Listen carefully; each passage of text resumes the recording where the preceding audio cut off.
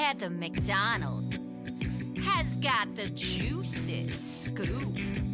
When you're on the road, when you're on the go, Juicy Scoop is the show to know. She talks Hollywood tales, her real life Mr. Segment serial data, and serial sister. You'll be addicted and addicted fast to the #1 tabloid real life podcast. Listen in, listen up. Woo woo.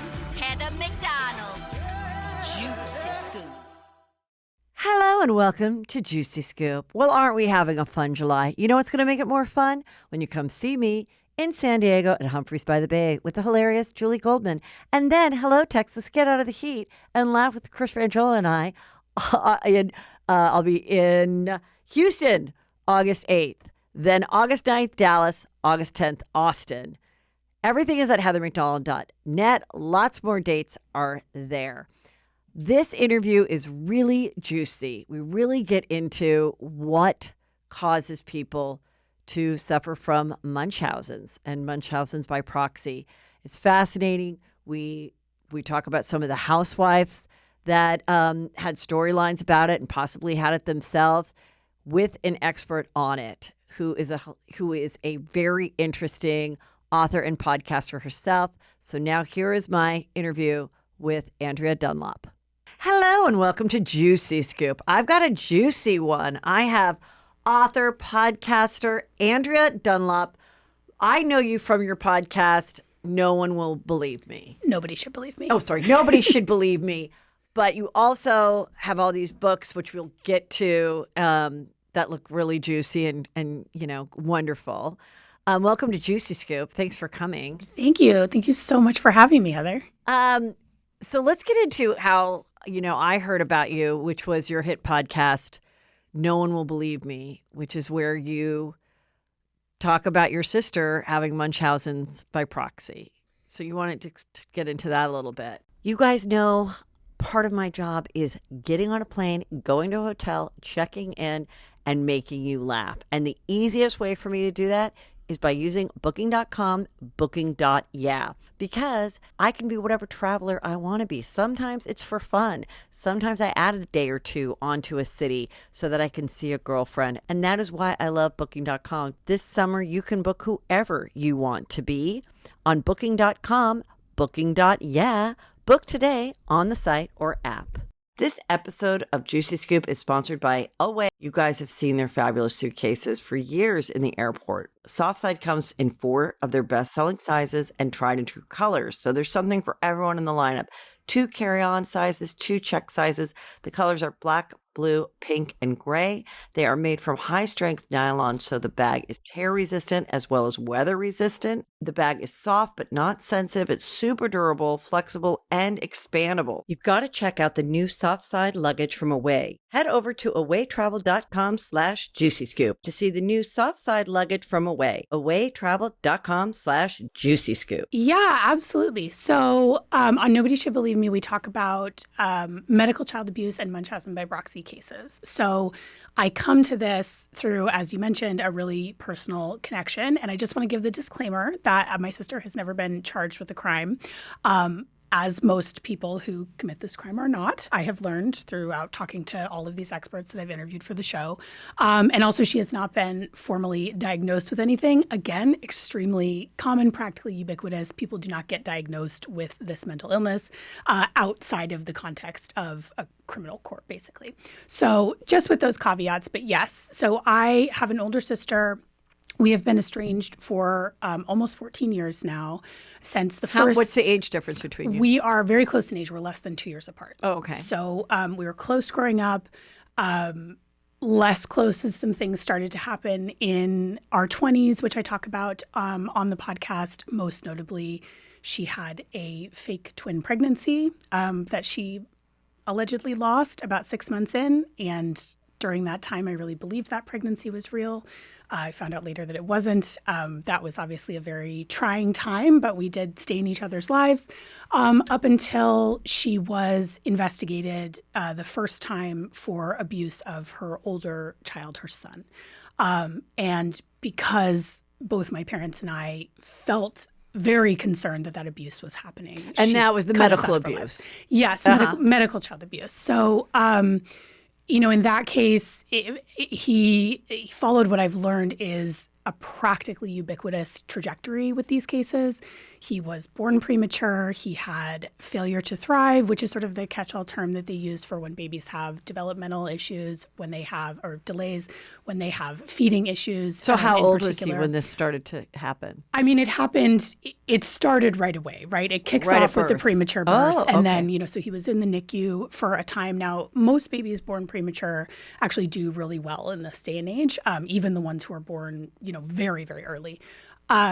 And he just continued to have issues. And it was this, what I've again learned is just extremely common in these cases, which is sort of this collection of things that just didn't quite seem to make sense. And at the time, my family and I had no knowledge about Munchausen by proxy. This is not something that we knew about. I mean, I think my only exposure to it had been in that movie, The Sixth Sense, where there's Misha Barton plays the little girl ghost. And that was when I first was like, oh, I feel like maybe I'd heard a little bit about it, but prior to that, that was like well over 20 years ago. That movie came out with Bruce Willis and Haley Joel Osment was the kid. And yeah, he, sees dead people and he sees this little girl and she lets him know that the reason she died is because her mom kept feeding her this poison in the soup. Yeah. And so what I want to ask you though, in being kind of an expert at this now,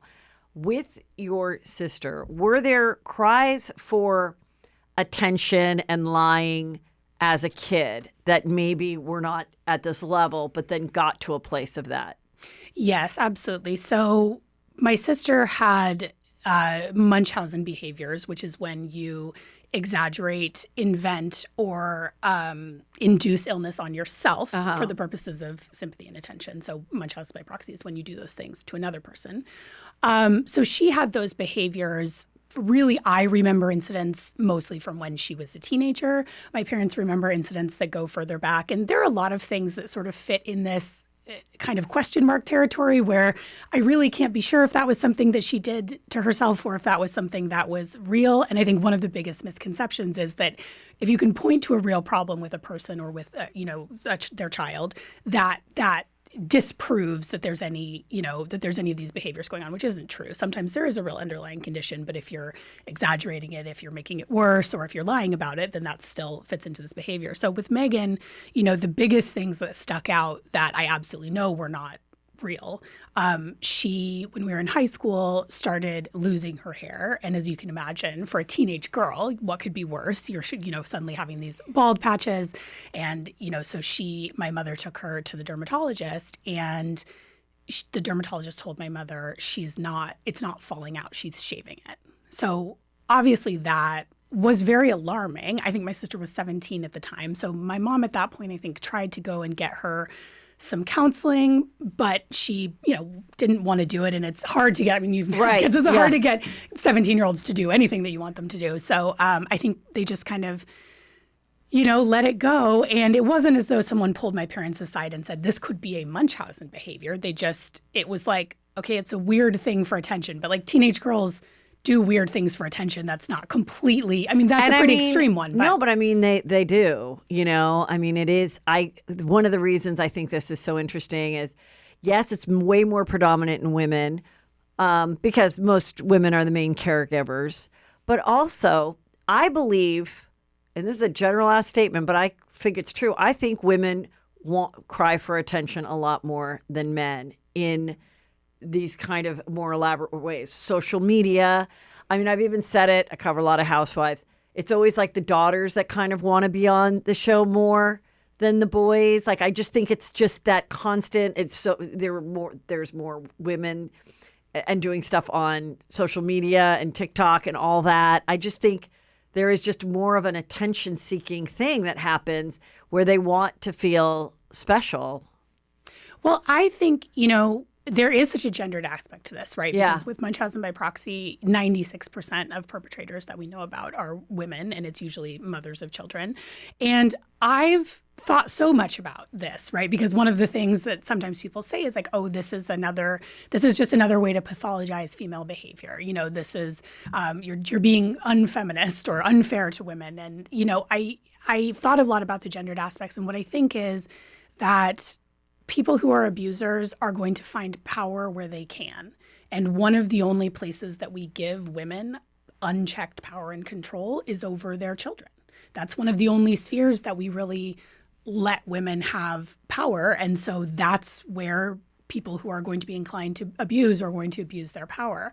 And I think with the sort of attention-seeking overall thing, you know, I heard this term only a few weeks ago, vulnerable narcissism. Have you heard this? No. So, you know, narcissistic personality disorder, we usually think of it as the grandiose things, the like Elon Musk style people. And now I don't know anything about Elon Musk, so that's a speculation on my part. But that's sort of, you know, the really like larger than life kind of look at me and they're really looking for power, right? And so I think like this vulnerable narcissism is more about like, give me attention for being a victim, you know, look kind of that much sort of more feminine expression. And so that for me really sort of fit the bill of what these people do. And I think, you know, and we can talk about some of the moments that Munchausen has had on reality television and Housewives specifically, because it did make a very notable appearance. Yeah, let's talk about that with Yolanda. Yes. So with Yolanda on Real Housewives of Beverly Hills, and, you know, this was many years ago, but she started getting sick and everything, and she said it was Lyme disease.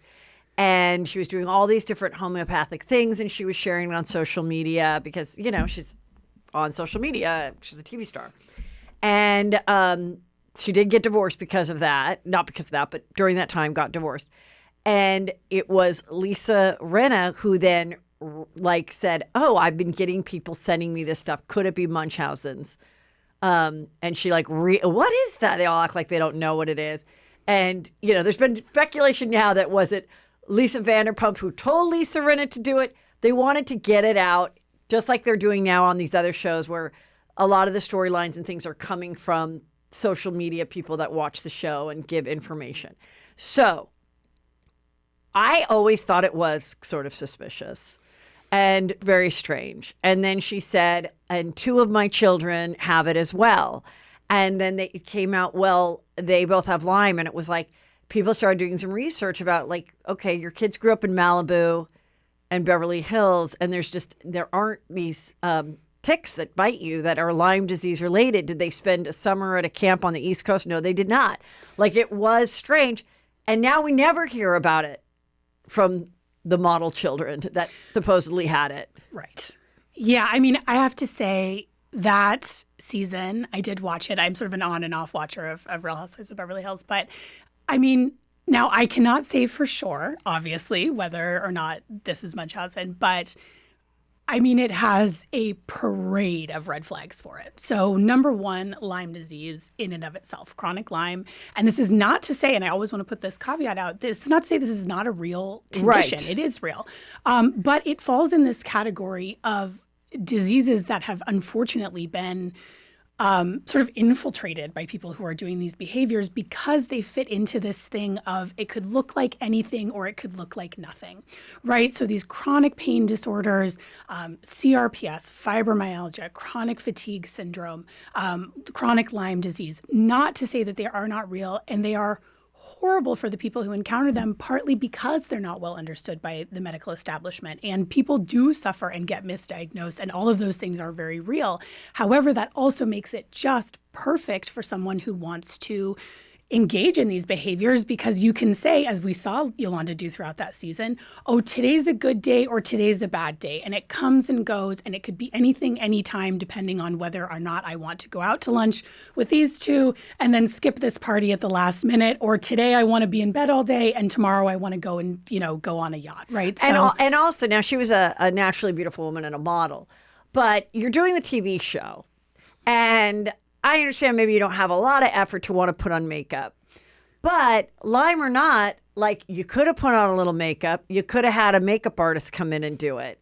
but it was just absolutely not even like a tinted lip gloss, like to really, right, like to really send your message home. Oh yes, look how sick I am. Yeah. Look how I've been bedridden. I can barely get out of bed. I can barely get ready. I mean, it was so funny how they all reacted to the idea of her showing up barefaced. I mean, it was just like, look how brave she is to come out of the house with no makeup. I mean, what a warrior. And I just thought, also she still looks beautiful. She's stunning, Yes. But like, yes, it's sort of like, yes, she had like a little bit of a, probably just what a naturally, like what a woman who's maybe, she said, oh, I'm not getting Botox because of the Lyme disease and everything. And I'm like, yes, this is what a gorgeous woman of this age probably looks like without a full glam squad.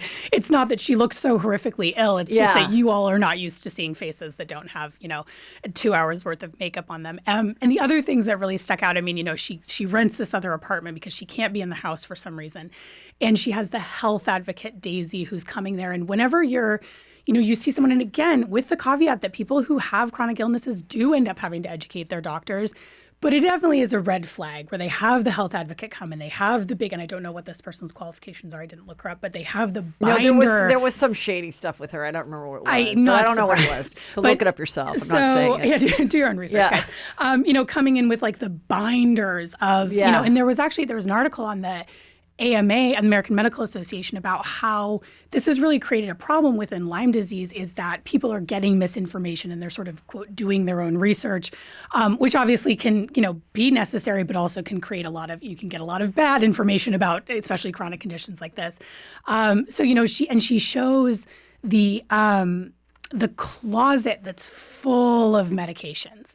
And you had, I think it's Eileen, right, who was on there, who just had a sister that had died. And so, of course, she was, very sympathetic, understandably, to Yolanda. And she said, oh, her apartment looks like my sister who was just in hospice for cancer. I mean, that's very notable. And then, of course, with the children having it, which, she has these, obviously, like 3 supermodel children, the chances of them all having Lyme disease, and then on top of that, all getting chronic Lyme disease, infinitesimal, right? And then there's all of the sort of making it your identity, right? So it's not just that she has Lyme disease. She brings it up every time she sees everyone, and that could be editing.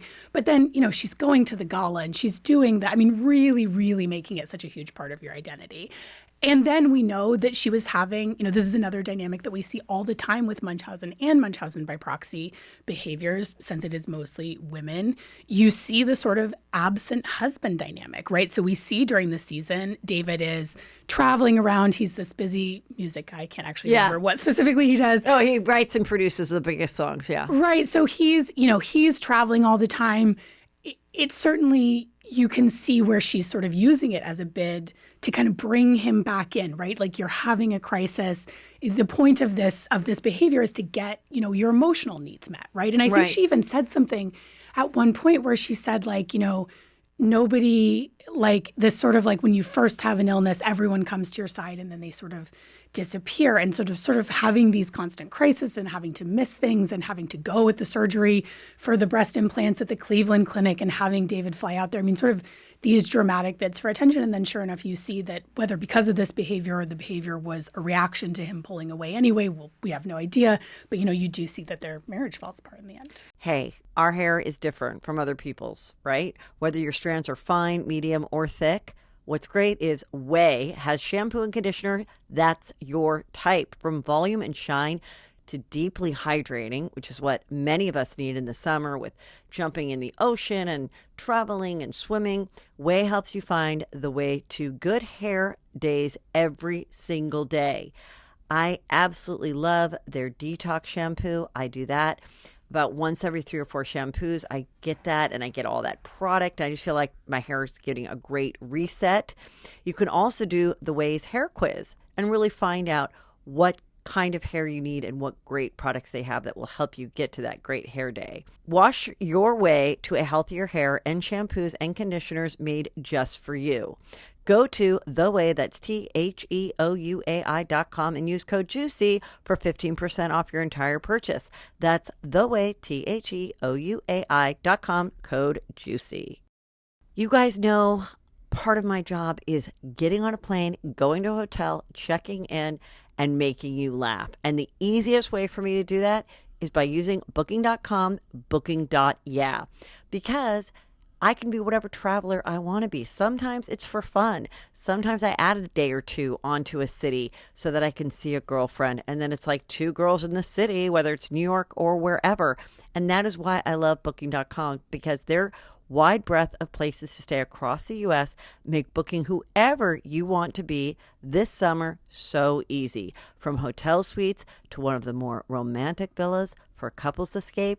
I highly recommend you guys do that, whether you have little kids or not. Even a night or two alone can really help your marriage and your relationship.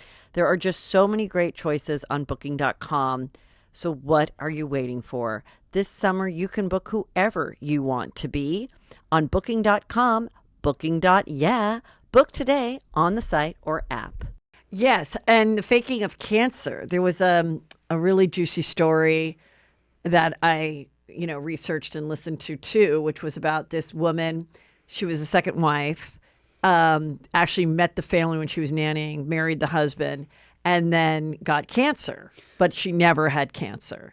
And she did go to prison because part of the cancer stuff was going to different churches, getting fundraiser money, getting this, getting that, people paying for her kids to do gymnastics, and it was always a constant thing. And she went online and was like, hey, warriors, like, I love the support, and got all these people to follow her and love it, that she was this young mom that was not giving up. And she would go so far as to like go to another state to get the treatment. And when finally this reporter, somebody was just like getting into it. And then she used the legal system to constantly try to sue this woman and have her life ruined, which is like, turned out she did go to prison. All this was fraudulent. And I was like, well, what was she doing going to New York? Well, she would get people to pay for her trip for the treatment. And she was like going to Broadway plays and stuff just by herself and never having anything wrong with her. And, and I think and then you wonder, does the husband know? And, is the husband just so trapped and just in a weak position that he's just like, I don't really want to know the truth at this point because this becomes so much of a reality. And in that case, he was benefiting from it too. People were paying their mortgage and rent, and it was, a crazy story. Or like the story of the Brooks faking cancer. Yes. Yeah, I mean, and there on are OC with Vicky. Yeah, there are male cases, right? This does happen with men also, and I think that there is also a chance that it might just be also like under-recognized in men. Yeah. And there is also like there's a separate behavior called malingering, which is when you're doing those specifically for the financial rewards, right? It's not about the intrinsic reward of like the emotional gratification and the attention. But many of these cases do cross over into, I mean, you see so much fraudulent fundraising. So when people are held accountable in a court of law, it usually is because they were able to bust them on the fraudulent fundraising. But we see so many GoFundMes with kids. The Make-A-Wish Foundation shows up in every case, the poor Make-A-Wish Foundation. And I mean, it's really like that. It goes to kind of the harm that it causes is that people are putting their money and just also their attention, their caretaking. I mean, it's a huge betrayal to be on the other side of one of these. So you did watch those. Did you watch the OC seasons of that, of Brooks and faking cancer? No, I think I sort of dipped in and out of the OC. To remind people, this is what's really interesting because before it all got exposed, so Vicky was married to Don, her second husband, for many years. This is my memory and from watching the show, it's my opinion. She meets Brooks at something. And I think they were sort of, I don't know, dabbling in a little bit of like being able to date other people. I don't know how much they were committed. And she tells Tamara, because Tamara reveals this on the reunion, that this person that she felt she had a connection with has cancer and could die. And she's like, why didn't I pursue that? That I feel like that is my real person, who is Brooks. Now, I don't know if he then recovered from it, then they got together, and then it came back, which would make us realize that why she would believe it. If he said the lie before, because a lot of it was like, how much did, Vicky know? What did she know? Now, I always felt that as it went on, and Megan King Edmonds and Heather Dubrow, who's married to a doctor, were kind of like putting the pieces together. Like, oh, he didn't go to Hoag Hospital. And he didn't do these things. I think she started to realize this could be BS, but then was so far deep with the cameras and everything that she was like, and then she a little bit had the sympathy card being like, why was I being nailed to the cross like Jesus Christ? I just wanted some casseroles. If my live-in boyfriend has cancer, why were you just not bringing me casseroles and feeling sorry for us? And that's when it made me think, and I guess we'll never know the truth, but I would love for her to come clean and be like, I totally believed it. And then on this day, I realized, oh, fuck. And either we had a conversation and was like, this is the new plan to get us through this season, or did she keep it to herself because she was still in love with him and didn't really want to lose him yet? And was like, just like a man might not want to blow up his family because his wife is doing this thing. And he almost is lying to himself, being like, well, I do think that my daughter is sick or whatever. What is your thought? I mean, and I want to extend some sympathy to Vicky because, I've been in her shoes, right? Yeah. Like my sister faked an entire pregnancy, and I try and sort of project myself back to that. Like, how did I just let that go? And we sort of blamed the boyfriend. Oh, it was his fault. Which makes no sense at all. But when someone that you love does this to you, it's so disorienting. It's so, it's such a betrayal. It's so hard to accept. I mean, you have to then accept that they're doing it on purpose, right? And that they have been lying to you, and basically the reality that you've been living in isn't real. It's not easy to accept. And denial is a very, very strong human emotion, right? Like we will stay in denial to keep our lives, intact some people really go all the way over the cliff with this. I mean, I've seen this with my brother-in-law and his parents, 2 investigations, so much evidence presented to them, and they still are just sort of, and you go further and further out into sort of conspiracy theory behavior to explain it. So I'm not surprised, especially with that much attention on you, that it's partly like you're embarrassed, you want to save face. I mean, it's an element of grifting too, where it's like you start a lie and then I don't know if you partially believe it yourself. I don't know if you're just like, I'm too deep. Now, with your sister's fake pregnancy, did it get to a place where she like patted her stomach? Yeah. I mean, Heather, she was wearing maternity clothes. We had a baby shower, and truly the most disorienting moment of my life. I was home for the holidays. I was living in New York at the time, and I was home for the holidays, and she was allegedly pregnant with twin girls, and she had named them, and she said, oh, put your hand on my stomach. The baby's kicking. And I put my hand on on her stomach, and I thought I felt a baby kick. I don't know what that was. Presumably I was not suffering from delusions, but it just, when I believed her so wholeheartedly, and I just didn't, I can't explain it, right? But you really she sort of created this reality distortion field around her. And then, when she lost the babies that never were there. Did she ever admit to that they didn't exist? In a sort of dodgy way, right? And this was always how it was with her. And again, something I've learned is really ubiquitous about the personality that engages with this.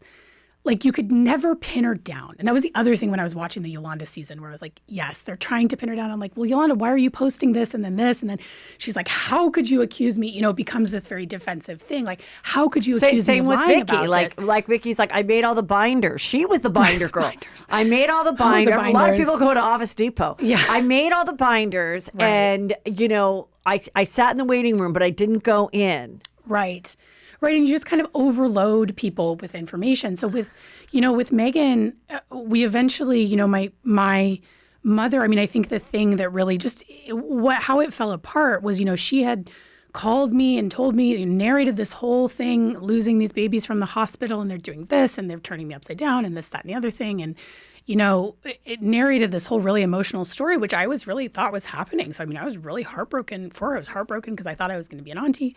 And then very quickly after, my father called me and said, this story just isn't adding up. And they had found this paperwork in my sister's apartment that she had been admitted to the hospital that same day that she allegedly lost the babies for dehydration. So she had gone to the hospital, but there was nothing there about, a pregnancy.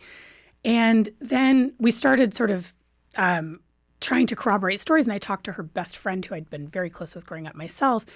And she had told my sister, so she'd told me that her best friend had taken her to the hospital when she went into labor because her alleged fiance, who was not her fiance anymore, was out of town. And she told her best friend that her fiance had made it back in time and had told her, taken her to the hospital. So she just told different stories to everyone.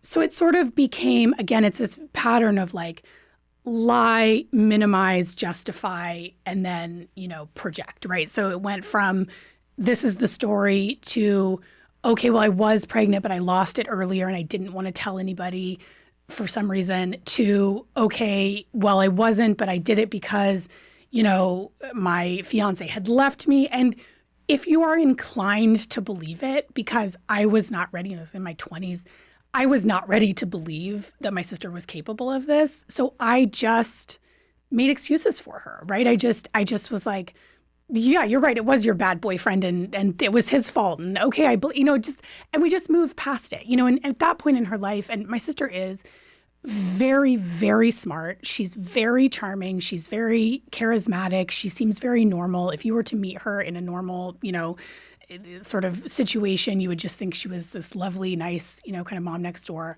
And so she's so convincing. And at that point, she then met her now husband. And so we were like, okay, it was a rough patch, but she moved past it. And you just kind of move along because that is the easier thing to do than face what's going on. Well, I think, since the beginning of time, people have faked pregnancies. Yes. Since the Bible story of the woman saying, that's my baby, and that's the other woman going, no, it was my baby. And then the guy goes, well, I'll cut it in half.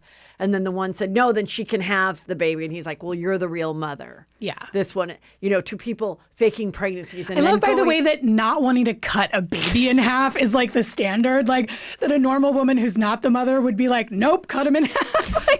Here's a wild story. Who knows if these stories were made? But the point right? of it is like the selflessness of a mom would be like, I'll give up my baby rather than that, But from the beginning of time, people have made up pregnancies to get a man, get money, That's why I think in the gold digging world, there's a lot of men that are choosing to get vasectomies early on, and they'll put their sperm to the side and they'll have a vasectomy, and that still is not 100%. I didn't know that was a whole strategy. Wow. It's a Hollywood thing that's kind of happening on the DL. Okay. Oh, that's so interesting. I mean, like get the vasectomy and keep your sperm saved, but this way you can't have someone. You're not going to be having babies with people that you aren't ready to have babies with. Right. And, but women will lie about it for attention. I know someone that, close to me that would lie about pregnancies, but she'd never go so far as to say that she had a miscarriage or pretend to be pregnant. She would just be like, well, I'm pregnant again, and da-da-da-da. And I'd be like, oh, my God. And then like a couple days later, oh, no, it was a false test or whatever. But for those 3 or 4 days, it was drama because she's not getting along with her husband and everyone's on the phone with her. And it's like, but like, so yeah, it happens. And then the extreme is faking the pregnancy and then killing a pregnant woman and stealing their baby. And then so that your lie is done and because you want a baby. Those crimes are horrific. Right. And they've happened, unfortunately, more than once, and it's like, wow. Now, in our biggest cases of Munchausen's, obviously Gypsy Rose Blanchard. And, with her, whatever, what's going on now with like her celebrity and everything. Which I'm like okay with. Like I think she's like handling it really well, and I'm glad she's not with that guy anymore that looks like her mother. But in that case, it was a very similar thing. It was kind of a one night stand with her dad, and thank God she's with her dad and stepmom now. But like, so it started there, and then because she had all these ailments, he appreciated that this woman was taking care of their daughter. And, he certainly couldn't do it.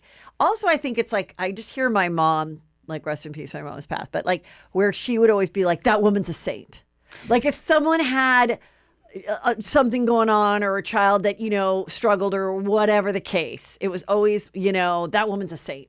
Yeah, absolutely. Like, don't leave that woman alone. That woman's a saint. Like we can never say a bad thing about that woman because, that martyrness. Right. And I think, the biggest question that people have, especially with Munchausen by proxy cases where they're harming their child is, why would anyone do this? If you have kids, I have kids, your kid gets a little bit sick or has a fever, is the worst. And you're like, worst. I would take it on. Like you're freaking out. Like, right?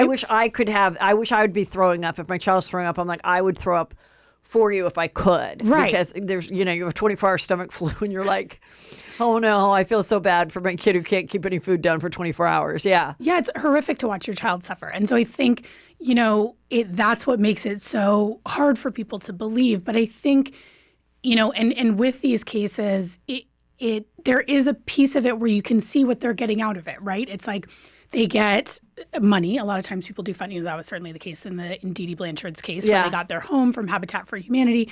And you get people just going out of their way. And I mean, there is no more sympathetic figure in the world, to your point, than a mother with a sick child. So if someone's inclined to exploit that, which most people never would, most people would not take the trade-off of all that attention for actually having a sick child.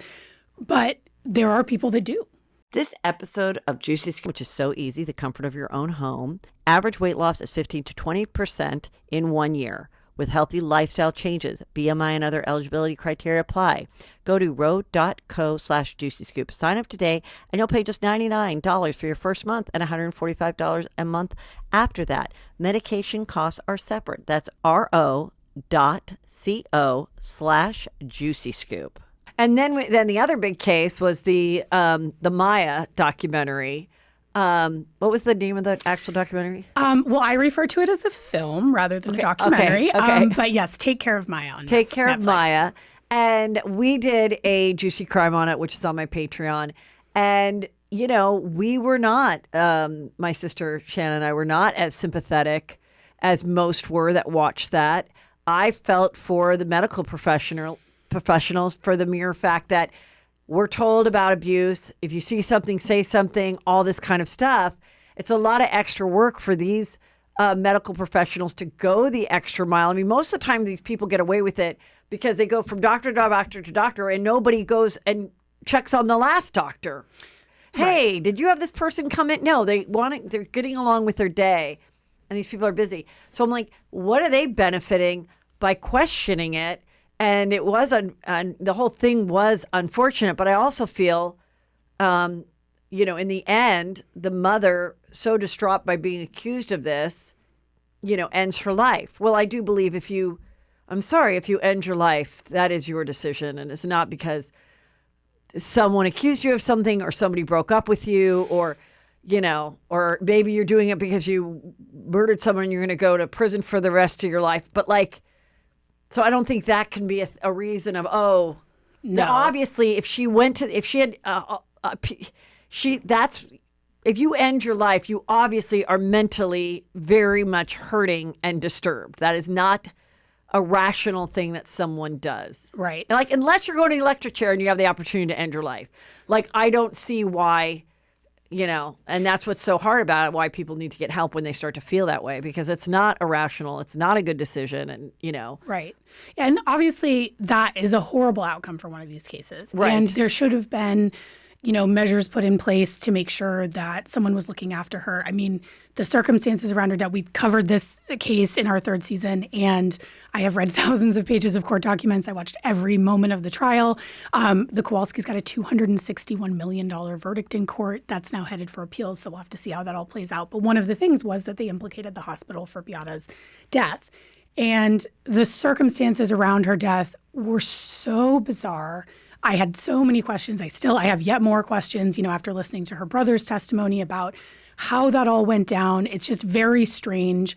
And, the case itself, as I dug into it, I mean, to say that there was so much left out of the film is the understatement of the century. And really, the origins of this film, as I know from listening to interviews with Caitlin Keating, one of the film's producers, she read about this story in the local outlet where it was covered originally, and she called Gregory Anderson, who was the lead attorney for the plaintiffs in the case, and that's how she was introduced to the Kowalski family. And I really, looking at everything in this case, I'm like, this really was a PR vehicle for their lawsuit. I mean, they had maybe 7 minutes or something of testimony from the doctors that was put them in the worst possible light.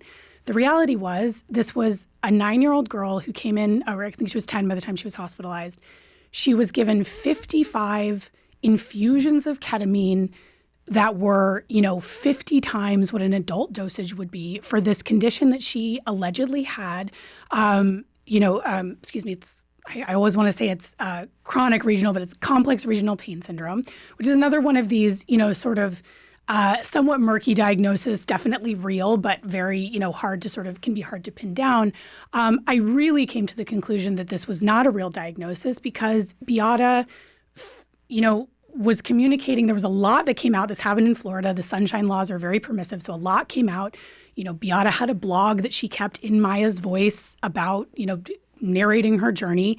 And she also had, Wait, all of these. The mom was doing a blog? The mom did a blog in Maya's voice. On social media. Okay, so and then had makes... a bunch of, I think there was 9 social media accounts that were subpoenaed by the police. This was in the middle of a criminal investigation for medical child abuse when she had died. 9 social media accounts? She had 9 social media accounts that were dedicated, most of them in Maya's voice, right? The blog, I've read the whole thing. It's incredibly disturbing. There's innumerable pictures of Maya. I think I redacted the photos when I released the blog because I really feel strongly that, pictures of kids in medical settings should not be shared on the internet. Just full stop. There was 14 pictures of her in a coma. She went into this, to Mexico for this 5-day, medically induced ketamine coma that was, the doctor told them had a 50% chance of death for a diagnosis that was not real. And I'm comfortable saying that because Beata Kowalski was on a message board for parents with children with CRPS.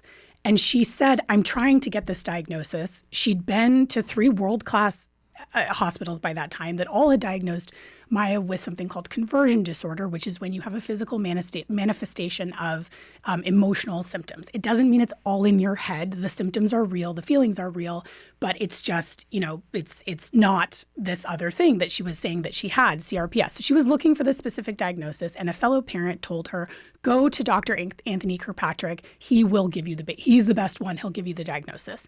So Beata reported to a pulmonologist a week before she saw Dr. Kirkpatrick, who was in the film and who testified on the stand, that Maya had CRPS. So she gave her that diagnosis, not a doctor.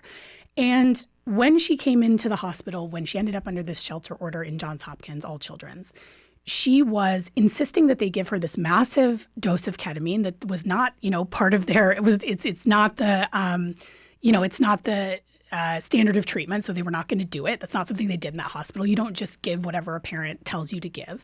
And she was insisting on it. And what she started to say, which was one of the things that really raised the red flag, was she said, and I'm paraphrasing a little bit because I don't remember the exact quote, but if you do not give her this treatment that I'm asking for, I may as well just take her home and put her in hospice because she doesn't want to live like this anymore. So I'll put her in hospice so she can finally die. This is a 10-year-old that has allegedly a condition that is not life-threatening. And this really mirrors, when I first heard that just made me feel sick because this mirrors other cases that we know about, like the Olivia Gant case in Colorado, where a mother did just that. She took her child home and put her in home hospice where she died. She starved to death. And that was not discovered until that parent took her older child in for cancer treatment that she did not need. And then the grandparents of Olivia Gant started to suspect. They looked into this case, and the hospital had suspected this mom of Munchausen by proxy. And they let her take her child home and put her in hospice care where she died. So this is not without precedent. Well, I mean, it's the fear of telling other parents, if you don't allow your child to, whatever, change their gender at this age, whatever. Do you want a dead child? Do you want a suicidal child, or do you want that? It's that kind of stuff that just the fear of it, whether it's to a medical professional or a parent, it's like that language is just so like, wait a minute, like this is that is terrible. Yeah. And it's, as you said, like I also really sympathize with, and not only do not medical professionals not get anything out of this, they suffer. I mean, Dr. Sally Smith, who I had on the show, was an extremely experienced child abuse pediatrician who evaluated this case. And, her opinion went to the courts. The other thing is they kept saying the hospital was holding them. The hospital had no desire to have this child under shelter there. They knew that this family was, upset about that. They tried to transfer her to Nemours, which is a nearby hospital. Beata didn't want her transferred there because they wouldn't give her this other really invasive treatment. So they were trying to transfer her. It just was a mess, right? So the court ordered them to keep that child there. They did not kidnap, this term medical kidnapping. They did not kidnap her child. But Dr. Sally Smith, who did the evaluation in this case, and the shelter order definitely was in part, in large part based on that. I believe those doctors' interventions saved Maya Kowalski's life. This was not headed in a good direction. I wouldn't be surprised if before this appeal comes up, that the attorneys for the hospitals don't find a really good film company to do that documentary, because it is. I mean, people are so swayed by a movie you see or a documentary or whatever. Well, I want to get going here because you are an incredible author and you have a new juicy book out along with all your podcasts. Tell us a little bit about this book, Women Are The Fiercest Creatures. Yes. And this is a novel. So this is like a juicy escape. Yes. So, yes, if you are not in the mood to listen to many hours of me talking about gnarly child abuse cases, if you would like to have a little peek at the more fun side of my life, my novels, very juicy. I always describe them as like family dramas crossed with psychological thrillers. Which I love. Yeah. So this is my fourth novel. Women Are The Fiercest Creatures came out about a year ago from Zibby Books. And this is the story of the current wife, the ex-wife, and the ex-girlfriend of a tech entrepreneur whose lives converge, and they all have children by him. And so it is a big sort of like, if you liked Big Little Lies, I think you'll like this one. So it's a lot about sort of, female ambition and just sort of the complicated nature of being in midlife, right? I'm 42, so I'm kind of at the, early stage of midlife. And I just think this is when things really get interesting. So this was sort of my, I call it a coming of middle age book. So, Andrea, tell everybody where they can find your podcast, your Instagram, get your books and all of that. Yes. So my books are available wherever books are sold. I actually have my first nonfiction book coming out in February, which I co-authored with Detective Mike Weber, who's the detective that's been on the podcast a bunch of times. So we're covering 3 of his cases. So that's called The Mother Next Door, Medicine, Deception, and Munchausen by Proxy. Juicy. Okay, so that's coming out next February from St. Martin's. So you can find all 5 of my books wherever books are sold. Pre-orders are much appreciated. Any author knows that those are a huge deal. And my podcast, Nobody Should Believe Me, you can find wherever you listen to podcasts. And you can find me at Andrea Dunlop on Instagram. Yes. Thank you so much for coming. I really enjoyed talking to you. Oh, thank you. I really appreciate being here and the chance to talk to your listeners. Thank you. Love the juicy scoopers. Hey, our hair is different from other people's, right? Whether your strands are fine, medium, or thick, what's great is Ouai has shampoo and conditioner that's your type. I absolutely love their detox shampoo. I do that about once every 3 or 4 shampoos. I get that and I get all that product. I just feel like my hair is getting a great reset. Wash your way to a healthier hair and shampoos and conditioners made just for you. Go to TheOuai, that's TheOuai.com, and use code JUICY for 15% off your entire purchase. That's TheOuai, TheOuai.com, code JUICY.